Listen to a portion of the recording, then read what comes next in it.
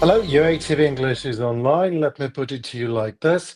Our guest has the Defense Distinguished Service Medal, 3 awards.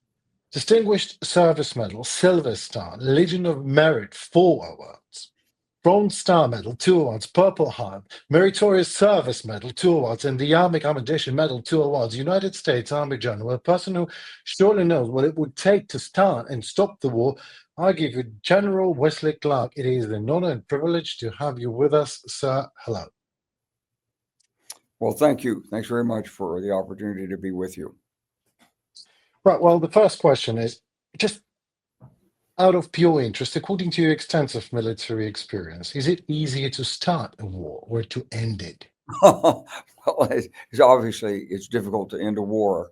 Everybody's Mm, observed this, and it's one of the first things written by people like the great war philosophers like mm. Clausewitz. No, it's very easy, and we've seen many examples of this in the 20th century, and I hope we're not going to see that example again in the case of Russia's aggression against Ukraine. Well, to you, General, what is a just end of the war in Ukraine? What is it? Just and long-lasting peace. Everyone says that, like from every corner, I hear that. But to you, sir, what will it be like? It would be the withdrawal of Russian forces from Donbass and Crimea. You'll give them a naval base at Sevastopol. They'll return all the children who've been abducted, account for all the people that have been injured or missing. They'll pay reparations, and they'll also turn over to the International Criminal Court those people who have been charged with international war crimes. Which That's is unlikely to happen, isn't it? It's not likely to happen, and it's a very sad thing because for 80 years we've tried to build an international environment in which the rule of law, territorial Indeed. integrity, human rights are respected. The lesson we learned out of World War One, which is your first Right. question indicates it's difficult to stop. Right. You in World War One, um, there are a lot of lessons, but one of them is that we didn't finish the war the right way. Germany began to sue for an armistice in late August of 1918, Mm. and the Allied military leaders, with the exception of General Pershing, the U.S. leader, were all in favor of it. War going on for 4 years, armies Yeah. decimated. Let's get it over with. Pershing warned that if you don't finish this war against Germany, it'll restart again. And sure enough, Mm. it did. So we have to be careful about how this war ends. We want a sustained peace, not a ceasefire that allows Russia to feel aggrieved, rearm, and reattack in 2 months, 2 years, or 5 years. Well, yeah, if the world gives us weapons in Ukraine, because I'm in Ukraine, I mean, I've been in Bucha. I'm here in Ukraine for 3 years in a row, so I've seen it all. So I know that if the world gives us weapons, we will hand Russians their heads for sure. But the world is, for various reasons, is just, let's put it mild, somewhat afraid. Is the United States, for whatever reasons, afraid of Russia, General, you think?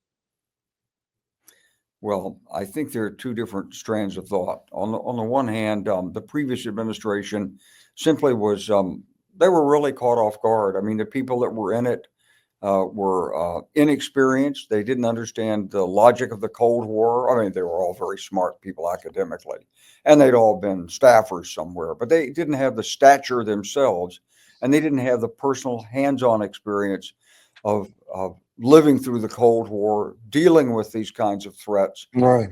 being able to face up to Russia. They were just shocked by the nuclear threats that were intimidated by Mr. Putin against them. So that was part of it. But there was another strand of thought too. There's always been this feeling among the policy community in the United States that somehow Russia is, it's a sinner They accepted it as they accept Russia as the center of what the Russians call Ruski Mir. And Right. so, I mean, Ukraine was like, what is this about? I mean, well, who is Ukraine again? And aren't they like less educated or something? There was always this feeling that the center was in Moscow, and this is what led to the agreement where Ukraine was required to give up its nuclear weapons back in 1994. And then there's this other strand, I guess is the third strand, which said we pledged to support the territorial integrity of Ukraine. Well, we didn't. Actually, President Obama in 2014 told the Ukrainians not to defend Crimea. He said, give it up, don't provoke Mr. Putin. So that was the start of the failure to live up to our obligations that we had undertaken as a nation. Just a lot of misunderstanding about Eastern Europe. Eastern Europe has been a sort of cockpit of conflict now for over 100 years. It's a result of ethnic tensions, empires, ethnic cleansing, murders, all kinds of issues, everything from Turkey and Armenia on north. It's very difficult for Americans who don't come from the region, don't speak the language, don't see the news. They don't understand it. And that burst on the scene to the American people in the early 1990s with the conflict in Yugoslavia. And so there were many who didn't understand that. It was Germany that finally forced the resolution in Yugoslavia. So we've got 2 million refugees in Germany. And we can't, it's costing us billions of marks, Deutsche marks. We can't afford it. Do something. So finally, we got something done and NATO acted. NATO decided in the 1990s that it had to be out of area to provide security for Europe. Somehow, when everything went wrong in Ukraine, NATO decided it didn't have to be out of area and wouldn't be out of area. I called the NATO, tried to get the NATO Sec Gen. I got the deputy Sec Gen, and when this first started, and it was all about what the United States told NATO to do, and it was the fear of confrontation with Russia. Well, here we are, right? Well, I mean, do you believe that there is a ground for cautious optimism after meeting in Jeddah? No, I've got my hopes suspended here. Right. Look, I mean, that was straightforward. Yeah. Okay. I just think that after having dealt with Mr. Putin and watched him and so forth for over 20 years, he's a brilliant statesman. He knows what he wants. He wants the restoration of the Soviet space. So checking him and holding the line at portions of 4 oblasts in Ukraine, he's not likely to then say, I was wrong for 20 years, and Right. I think I'll just stop right here. Yeah. It was too expensive. It's not just Mr. Putin.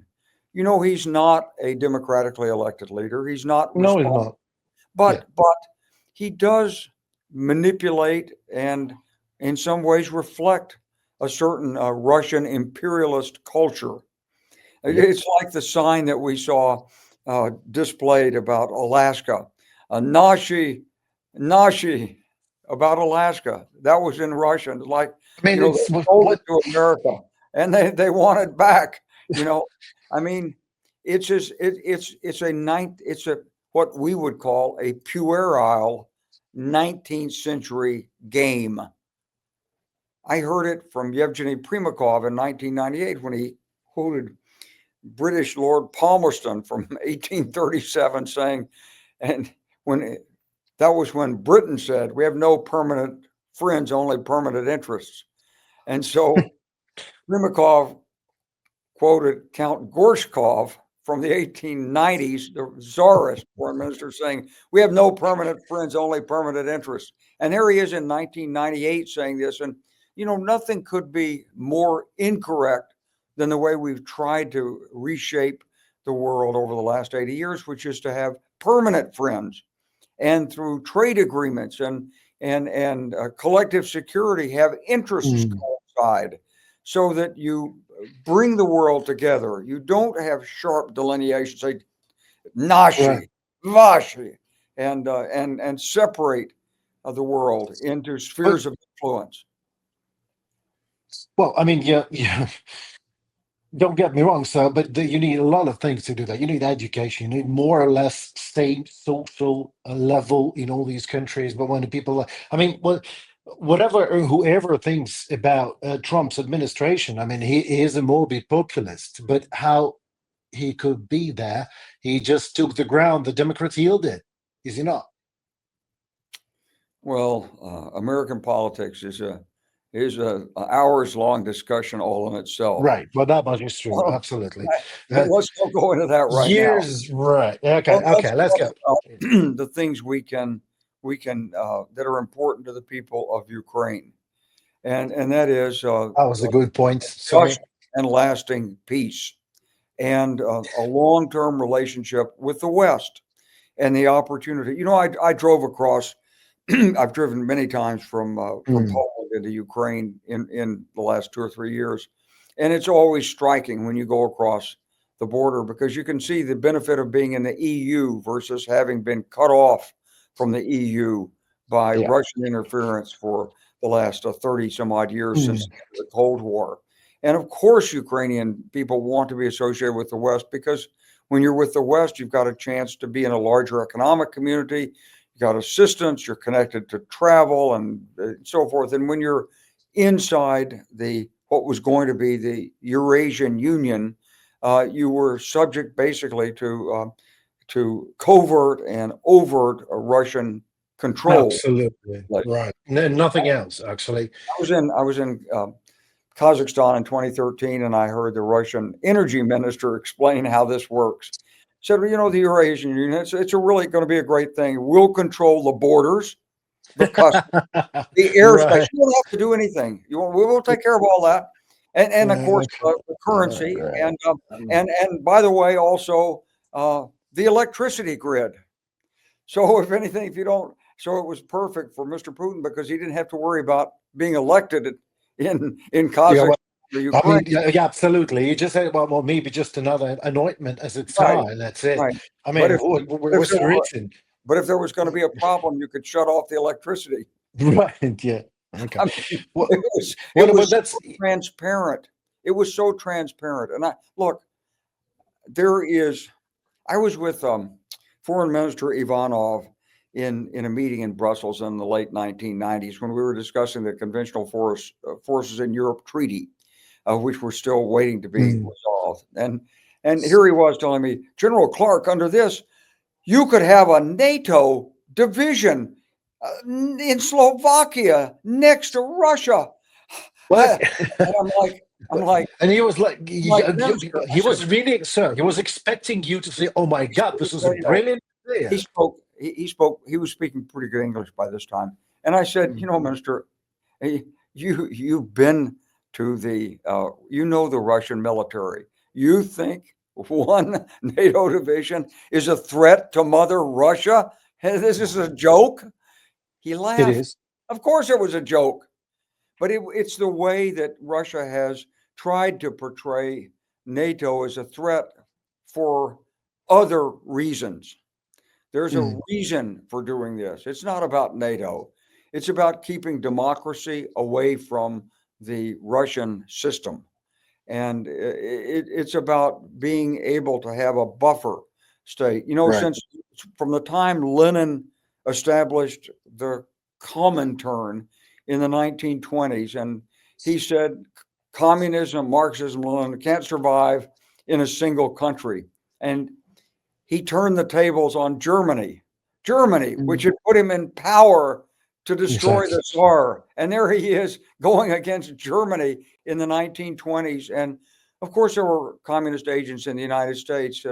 We finally made the Communist Party illegal in the 1950s. But social media has opened everything up again. It's given incredible what we would call attack surfaces. And it's confusing to people. It's made a representative democracies suddenly direct democracies, and the people aren't prepared for this. This is what caused Brexit. We know there was Russian influence in that. And the Senate Intelligence Committee in the United States has clearly documented Russian efforts in the United States to have President Trump elected in 2016. We know Right. that. So these are proven facts. But the point is that Russia isn't secure in its borders. It isn't because it always wants more land, more vassal states, more protection, more insecurity. And it's, as Henry Kissinger said once, you can't allow one nation's insecurities to cause the rest of the world to be insecure. I mean, nobody wants to bother Russia. If people like President Putin and they like the Russian system, that's fine. You're on your own. Exactly, within your borders. NATO is not going to bother you. It's like former Congressman Rahm Emanuel said, it wasn't NATO pushing east. It was European nations coming west, demanding assistance from NATO because of fear of Russia. Well, I couldn't agree more. So absolutely. Right. Well, thank you. Thank you so very much. I would love a conversation hours long about foreign policy, American policy, because I believe your experience is just enormous. I would just love to hear your thoughts on different matters.